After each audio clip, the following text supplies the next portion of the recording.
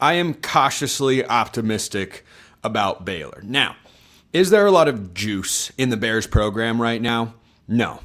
Do the fans feel particularly excited about Dave Aranda? No, they do not. Do I think Baylor has a schedule that could reignite the passion of Baylor football? Yes, I do believe that is the case. Now, they start out the year with an incredibly difficult matchup that is technically a neutral site game. I mean, it's not in the state that either team actually exists in, but when Baylor travels to Atlanta, Georgia to play Auburn, I have a feeling I know which team is going to have more fans represented. Now, why is that game in Atlanta instead of being at Jordan-Hare Stadium? I don't really know, but I know that those early season neutral site games should always be played on campus. But remember what I said earlier is I buy Baylor surging back towards the top of the Big 12. At the top, we'll see. They have the opportunity with their schedule, but their conference schedule works out in a very interesting way. That game against Auburn, by the way, they're about a 7.5-point underdog, according to our friends at FanDuel. So, after games against Prairie View A&M and Louisiana Tech, Baylor will, in all likelihood, be 2-1 when Big 12 play begins. And they start at home against Colorado, who I absolutely have tagged as a bounce-back team from their 3-9 campaign last year. Are they good enough to go to Waco and win? Baylor fans better bring the juice, because that's a game you can absolutely find yourself losing. And if Dave Aranda, regardless of what he's done in the offseason, bringing in DJ Lagway, that was a big-time splash. I didn't see it coming. I wasn't expecting that. DJ Lagway, who some people picked as the preseason Heisman contender, or one of them out of the SEC a season ago, going to Baylor. No, that's not something that I 100% expected. I know there were some ties that led him to go there. But if you win that game, all right, you're off to a solid start. If you lose that game, the win total, according to FanDuel, is set at 6.5 wins for the entire year. I want to like the over because 7-5 is so unbelievably workable when two of your non-conference games, as most are for schools across the country, are going to be gimme wins. And look, Baylor's got a first-year head coach. Maybe they're not as good as FanDuel thinks they are, and Baylor goes in a neutral site affair in Atlanta and wins that game. But let's say they don't, and they're 2-1. They open with Colorado. Then they go to Tempe. They play Arizona State. Now, that is one of the 4 games on Baylor's schedule that is going to let us know how prepared they are to make a climb, to ascend, to get back to what Baylor football has often been, which is a Big 12 championship game contender. They play 3 of the top 4 teams to end the regular season in the Big 12. But after that game at Arizona State, they don't have to find a way to win that game. Obviously, you'd love to. But after that, in gearing up for this final stretch run that I'll mention in just a moment, you have got winnable games across the board. Because whatever happens in Tempe, you're going to sit on it for a week because their bye week is October 10th, and then they will rattle off the following 4 games. TCU at home, who, as I talked about yesterday, I'm not feeling great about TCU at the moment. At Kansas, and look, Lance Leipold is still there. Jalen Daniels is not. Serious questions for the Jayhawks there. At UCF, could be a sneaky tough game.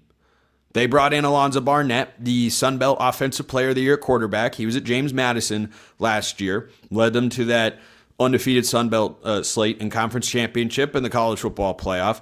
And then you've got Iowa State, who is completely resetting everything with first-year head coach Jimmy Rogers.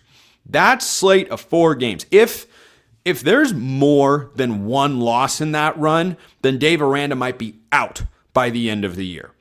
Because if you're losing 2 of those 4 games, you're probably winning at most 1 and probably 0 of your final 3. And this is the stretch. In a 3-week span, this is about going into 2026 as brutal as it will get, save for one semi-scheduling break to end Baylor's Big 12 season.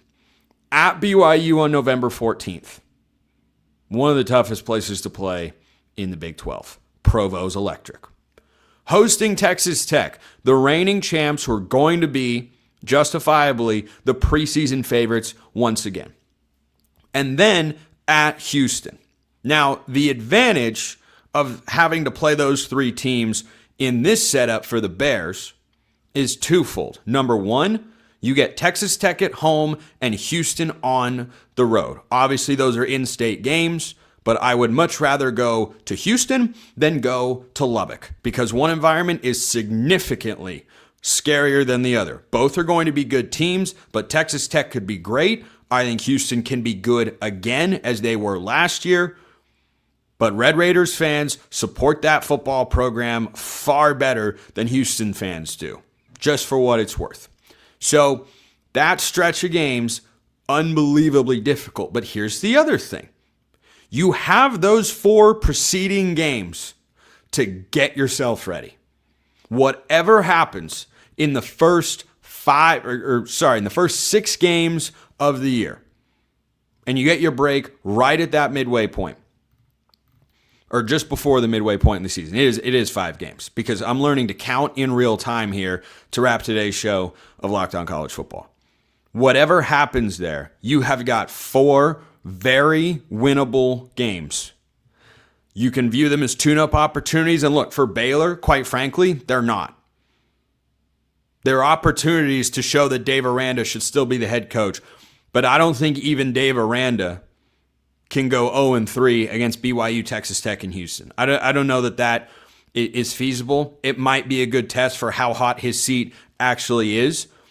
But with DJ Lagway back there are worse quarterback options, far worse quarterback options in the country than DJ Lagway. Early reports are good that he's picked up the offense well. Name to keep an eye on here to help him pop and reach his full potential, which obviously he didn't do with now James Madison coach Billy Napier. Lewis Brown IV, wide receiver that the coaching staff, Jake Spavital, the OC, very high on there in Waco. So if that connection becomes real, and if Baylor's defense, which is Dave Aranda's calling card, of course, is a former defensive coordinator, if those two things figure themselves out, I don't hate the schedule for Baylor. Beat at least one of Colorado and Arizona State, take care of business, and then try to become road warriors at the end. It is a difficult Big 12 schedule. It is absolutely difficult. But if that collection of factors comes together in the way that it needs to for Dave Aranda to have job security, I do buy Baylor being towards the top. I don't think at the top. I can't put you at the top on paper when you have to play at Arizona State, at BYU, at Houston, and Texas Tech. That's pretty brutal.